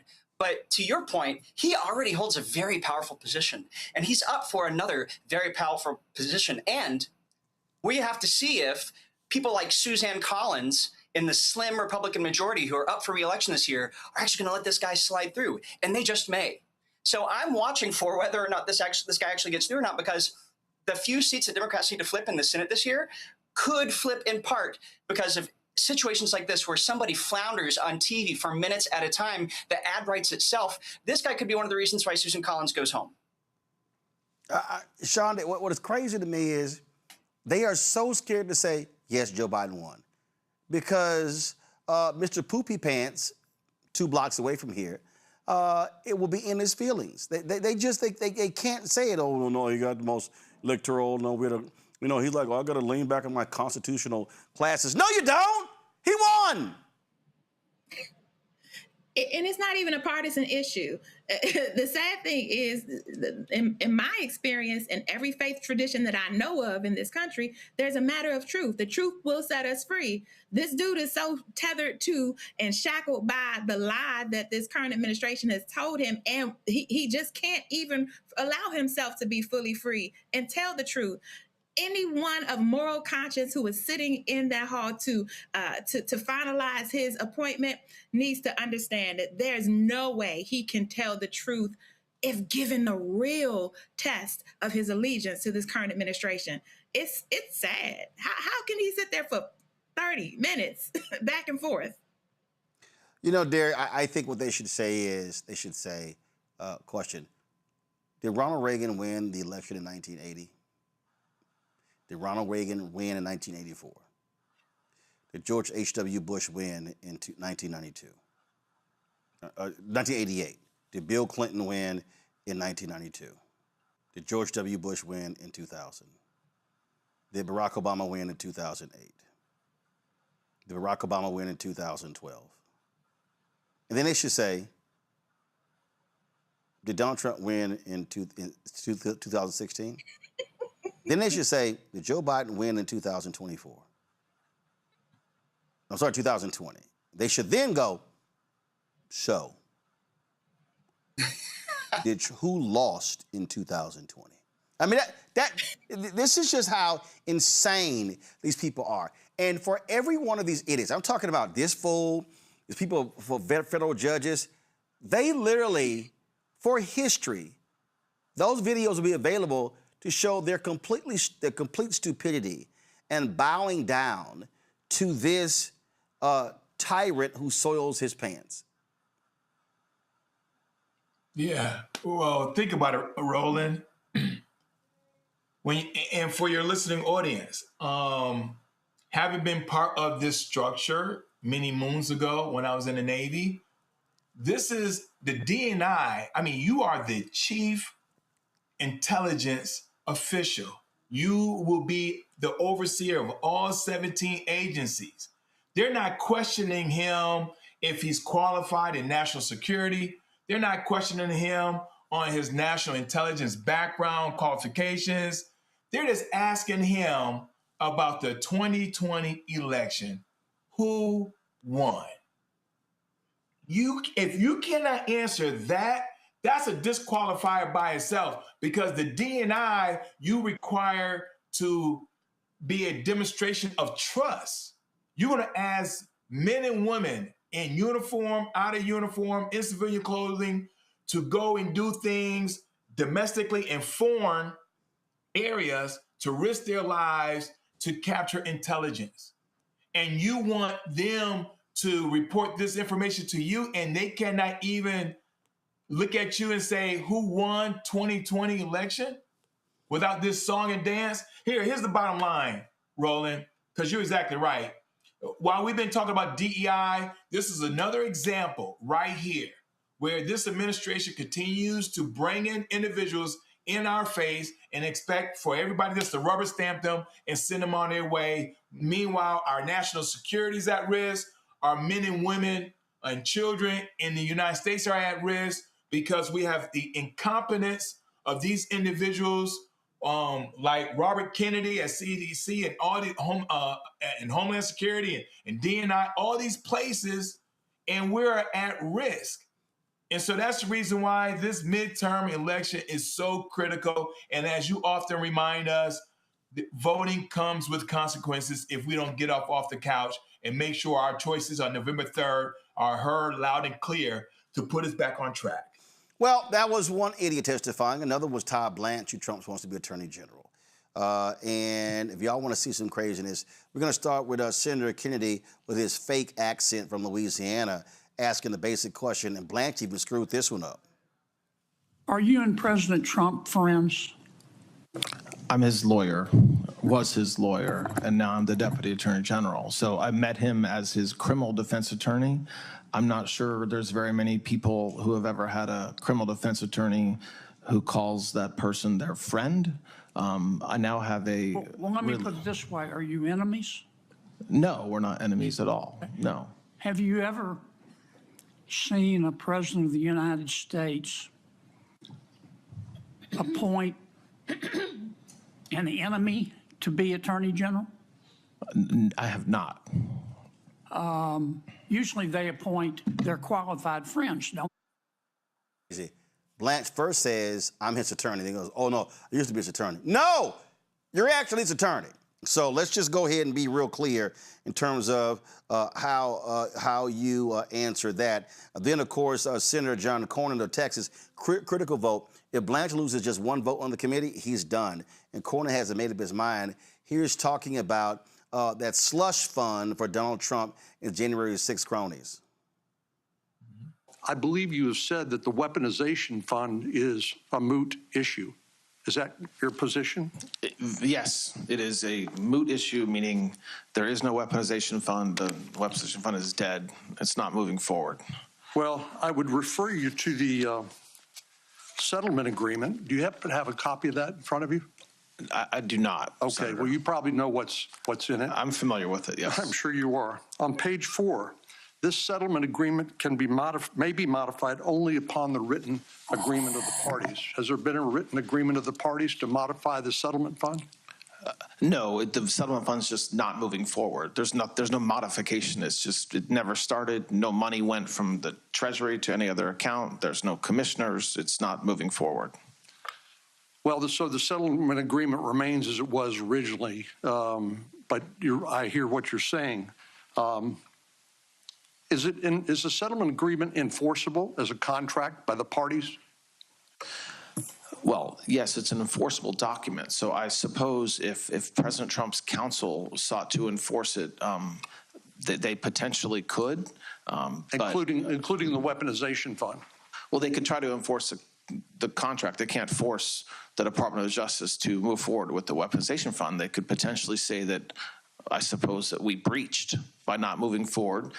They haven't done that, and I'm not aware that they're planning on doing that. Like I said, Senator, and Senator Durbin talked about this, but I've talked extensively with you and other colleagues about potentially codifying so there's no weaponization fund, which is certainly something that could be done. And I wasn't meaning to insult this body, but just that in response to questions from senators about whether that could be done, we very much are okay with that. But just to be clear, the President of the United States, who is a plaintiff in this lawsuit, has not agreed in writing to delete the weaponization fund, and there's no guarantee that he or one of the other plaintiffs might raise that issue by way of a lawsuit and a breach of contract lawsuit in the future. Well, Senator, the plaintiffs have no power over the fund. The fund was administered solely by the 5 commissioners and through the Department of Justice. So no, they don't have any power with respect to the fund at all. I suppose they could bring a lawsuit and then we would litigate it. But even if we were litigating it, there's no fund. So the results of such litigation, whatever it would be, wouldn't. Y'all, he's lying. He's lying. Well, the plaintiffs don't have any power. The plaintiff is Trump, your boss. They actually think he actually thinks we're stupid. I really hope John Cornyn has the balls to vote no. Trump screwed him in his reelection, voted for Ken Paxton. John Cornyn, please, for the first time, have some guts and tell Trump, go to hell and vote no against Todd Blanche. Here is Blanche and Cory Booker going at it. Good afternoon, Mr. Blanche. Good afternoon. Our president has a very well-documented history of attempting to corruptly influence government officials to advance his own personal interest. He called the Republican Secretary of Georgia asking him to find enough votes to overturn the election. He withheld military aid to pressure Zelensky to investigate Joe Biden's son. For these things, he has been impeached. He's been criminally convicted in Georgia, indicted in Georgia because he uses his power to unjustly influence people. When a president routinely pressures public officials for his own personal benefit, the Department of Justice has to remain independent. This brings me really to you, and I think what has you at the center of so much concern is that you seek to lead the Department of Justice after being the president's personal lawyer. The American people are really entitled to know whether your allegiance to the rule of law is your focus or your allegiance to one man who clearly has an insatiable appetite for revenge, self-enrichment, and the abuse of power. So I want to talk about your record. Under you, the department has prosecuted people that have caught folks on both sides of the political aisle by surprise. Jim Comey, Letitia James, my colleague Adam Schiff, Federal Reserve Governor Lisa Cook. This casts a shadow over your ideas, any ideas of independence. You directed the arrest of Mayor Ras Baraka of my city of Newark. You weren't at Delaney Hall on May 9th, 2025, when he was arrested. But yes or no, did you have a conversation with Special Agent in Charge Ricky Patel ordering him to arrest Mayor Baraka? I had a conversation. I didn't order him to arrest. I authorized the arrest, which is my job. So you were not there, and we have body camera footage of him then moving and saying, "We are arresting the mayor right now per," this is his quote, "the Deputy Attorney General of the United States." I want to put that into the record, your comments there. And the district court, assessing all of your conduct, admonished the Department of Justice. This is the quote of the judge, the federal judge. "Your role is not to advance political agendas. Your allegiance is to the impartial application of the law and to uphold due process for all."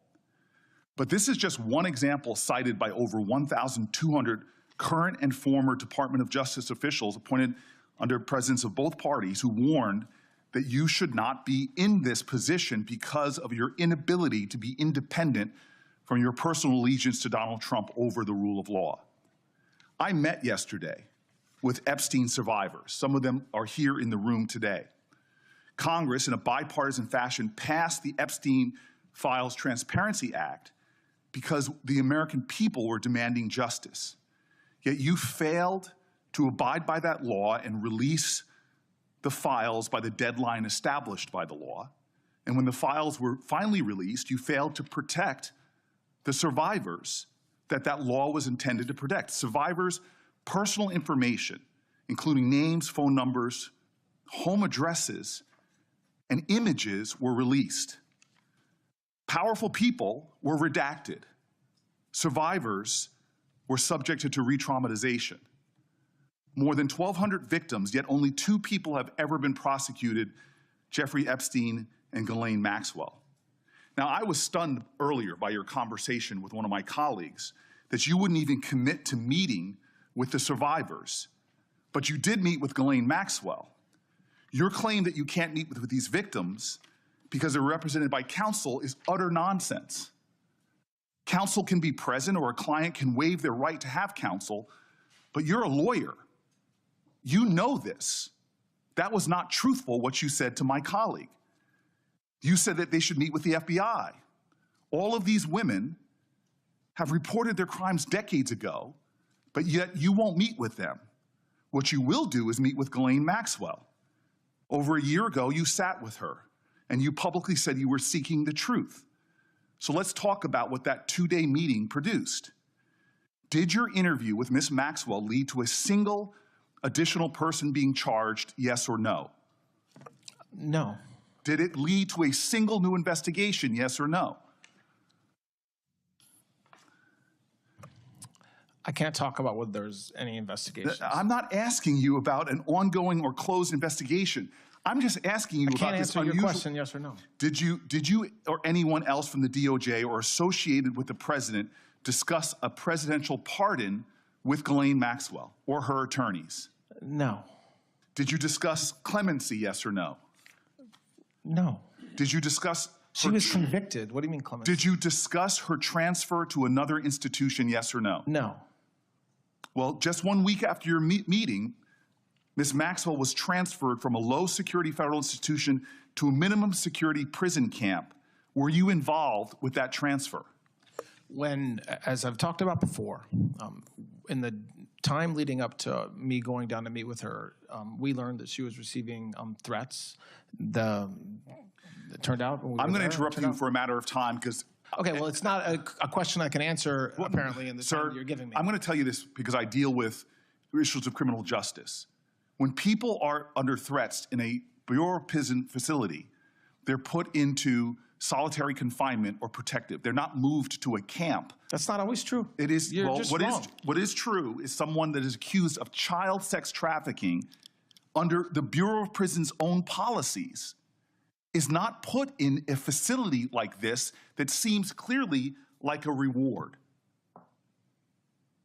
The Department of Justice is also responsible that powerful corporations play by the same rules. Let's take a proposed merger between Paramount, Warner Brothers, and Discovery. This is no ordinary transaction. It was a proposed $111 billion merger involving 2 of the last remaining legacy Hollywood studios. As Deputy Attorney General and later Acting Attorney General, you exercised oversight of the Antitrust Division. You approved the decision to close the department's investigation into that merger, yes or no? I was part of the decision. I Yes, don't know you were whether- involved in that. You That don't is a even yes. let me answer, man. Did That's the incredible. career attorneys The who answer to- investigated that deal recommend closing that investigation? I didn't have a conversation with the career, but as I was saying I didn't earlier, ask you that. I asked you, did the career attorneys who investigated the deal recommend closing the investigation? I have no idea what they You were in charge of that department, yet you have no idea. Well, this I didn't is... say I had no idea. It's no idea about the question you asked, but what the career attorney's view was. You do not know what the career attorney's view was. I'm not sure what the view was with respect to closing it or not closing it. Let me tell you why ethics laws that bind you about the appearance of impropriety are so damning in this case. On the same day that Paramount shareholders voted to approve the merger, David Ellison, the head of the acquiring company, hosted a dinner that you attended honoring the President of the United States. While you were at that dinner, the DOJ was still investigating a merger. Did you speak with Mr. Ellison on that evening? No. Did you discuss with anyone involved in that organization that evening the department's ongoing investigations? No. Well, 6 weeks later, after that dinner, that investigation was closed, that you're stating you have no idea if the attorneys in charge even finished their investigation. That's not what I said. What did you say? You asked me a question about whether the attorneys recommended that the investigation be closed, and I said I wasn't sure. That's different than what you just threw back at me. Do you believe that that creates an appearance of impropriety that you were at a dinner? No. Okay. The Justice Department ethics rules are very clear about avoiding the appearance of impropriety. In a case like this, I don't think that's appearance of impropriety. I think that's improper.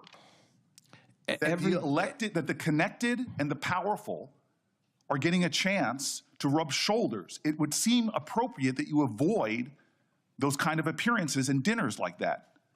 Every appearance or dinner or speech that I give are cleared by ethics officials. So your attendance at that dinner was cleared by ethics officials? Everything that I do. I didn't ask you everything you do. Was your appearance at that dinner You clear? can ask the questions, but you cannot control my answers. I'm under oath, and I can answer the questions. I choose to answer them. Were you So what I will tell you is when I do yes things or no? Were you approved when by I do ethics things to- outside of the department, whether it's a speech, whether it's a dinner, whether it's an event, they are approved by ethics officials. You did not answer whether that attendance was approved. Every time I go out, it's approved. Yes. You know, Lincoln, it was said about him that if you want to see the true character of a man, don't view him in adversity, give him power. I believe you've had a lot of power. And so we don't have to speculate about what has been revealed with your time in that office. We don't need to worry about what kind of attorney general. You've already had that power. This isn't a job interview like usually. You've sat before this committee before. You've made promises time and time again before. You got the job, actually, to be the #2 and the acting director. So this isn't a confirmation hearing. This is more of a performance review. And clearly, when it comes to the treatment of Epstein victims, when it comes to politically motivated prosecutions, when it comes from avoiding appearance of impropriety with corporations, you failed. You're asking this body for a promotion. And you've spent today making a lot of promises to follow the law, promises to be independent, promises to serve the American people and not the president. But we don't need your promises. We have your record. We have watched you exercise one of the greatest powers entrusted to any public servant. And what have you shown us? 1,200 victims waiting for justice. What have you shown us? There's 2 prosecutions. While the people involved, the victims, are waiting for action, one of the people prosecuted gets the most cushy arrangement possible after you visit with her. Again and again, you seem to be favoring the interest of a president and the powerful. You've chosen Trump over truth. You've chosen corporations over the Constitution. And you failed to meet the test. I'll say this in closing. This is why your nomination should fail. The Attorney General's client is not the president. It's the American people. You've been protecting one man for most of your career, for years and years and years. He has demonstrated himself to put undue pressure. This is why he was impeached. This is why he was criminally indicted. If your record and your testimony today should show us anything, it should show you, in my opinion, that you should not be confirmed to this job. Masterful questioning there, and the reality, Derek, it exposes who this man is and how he does not deserve to be Attorney General. North Carolina Senator Tom Tillis, who is not running for re-election, who Trump despises, says he's leaning towards voting for Blanche. I really hope Cornyn gets some guts and says he's not going to support him. I hope not only Cornyn, but a lot of others like Fetterman. I don't know where Fetterman is going to stand with this vote, neither, Roland.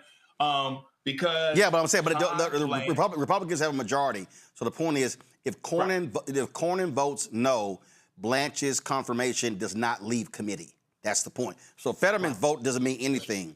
It's if he loses one Republican vote, he's screwed. Yeah, no, absolutely. You're exactly right. I was hoping that Senator Booker was just going to say, and let's look at him and say, you are a liar. Just call him what he is. Say you are a liar. You've lied that you were not in the room around all of these independent deals. He's lying around all the personal financial enrichment of this of the Trump administration and his family. He was in the room with cryptocurrency, foreign investments, every single deal. He was in the room because the DOJ was in the room, and he's the DOJ. He acting second in command, didn't matter. He was always in the room during this administration. And here's the other point, Roland, just to highlight as well. We got to get to a point where the DOJ is independent and observe the rule of law.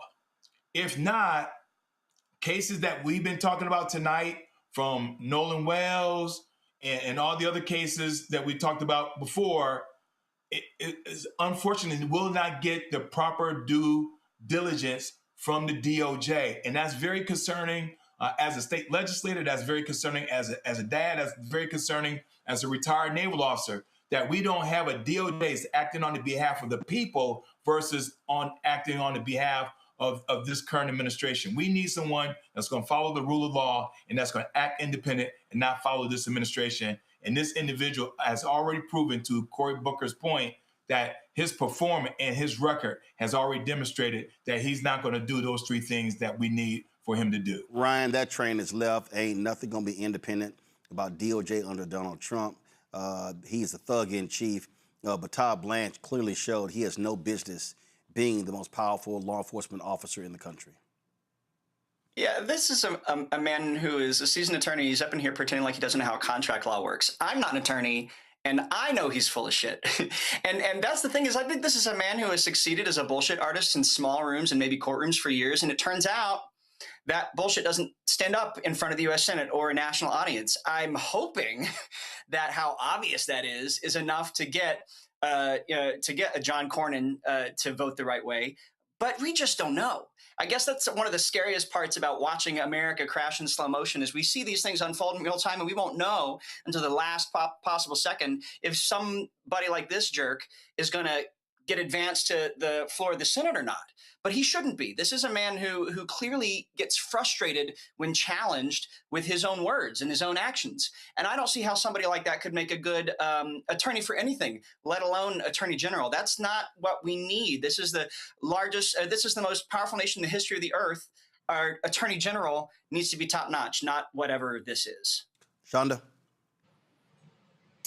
Yeah, I don't want to condemn Tosh, because I don't know the man. But I do want to suggest that in the demonstration of, as Senator Cory Booker did press him on, this appearance of impropriety, that if it looks like a duck and it smells like a duck, it's probably a duck if it waddles as a duck, that as we think about the holy chutzpah, as my Jewish colleagues would say, that this is a time in history that moral courage absolutely matters. And so if you can sit in that room and hear Todd Blanche give this appearance of impropriety and still vote yes, I want to question your moral courage and where you land in this side of history that you get to have a vote on. Oh, Todd Blanche, and what I do know is his ass is unethical and should not be Attorney General. Period. And he's exhibited that. And at the Ghislaine Maxwell deal, have him interviewing her, all of a sudden she go into a cushy prison. Oh, I didn't know anything about that. He's straight lying. All right, that's it for us. I appreciate it, Derek. Thanks a bunch. Shonda, Ryan, your first time on the show. I appreciate y'all being here. Thank you so very much for being on today's panel. Folks, that is it for us. Please do me a favor, support the work that we do. Join our Bring the Funk fan club. Our goal is to get 20,000 of our fans contributing on average $50 each a year, which is $4.19 a month, 13 cents a day. Supports all of our shows. You want to contribute via Cash App, use the Stripe QR code. You see it right here on the screen. That's for credit cards as well. Checks and money order, make it payable to Roland Martin Unfiltered. P.O. Box 57196, Washington, D.C. 20037-0196. PayPal, R. Martin Unfiltered. Venmo, RM Unfiltered. Zelle, Roland at RolandSMartin.com. Roland at RolandMartinUnfiltered.com. Download the Black Star Network app. Apple phone, Android phone, Apple TV, Android TV, Roku, Amazon Fire TV, Samsung Smart TV, also Roku. Get our Roland Martin Unfiltered swag by going to shopblackstarnetwork.com. Hats, T-shirts, all that good stuff. We also have items such as our America at 250 mugs, which says, tell the whole story. So lots of T-shirts and other items there. You see it right there. Roll it through. All those T-shirts are available at shopblackstarnetwork.com. Also support the Black-owned product you see in our studio. All of these, we had Tribe and Oak candles. Yes, I'm burning it right here on the set, as you see right here. So support those Black-owned companies at shopblackstarnetwork.com. Download the app Fanbase. Follow me at Roland S. Martin. And shout out to Virginia Union University. I'm rocking their maroon and black shirt today. So shout out to them. All right, folks, that's it. I'll see y'all tomorrow right here, Roland Martin Unfiltered on the Black Star Network.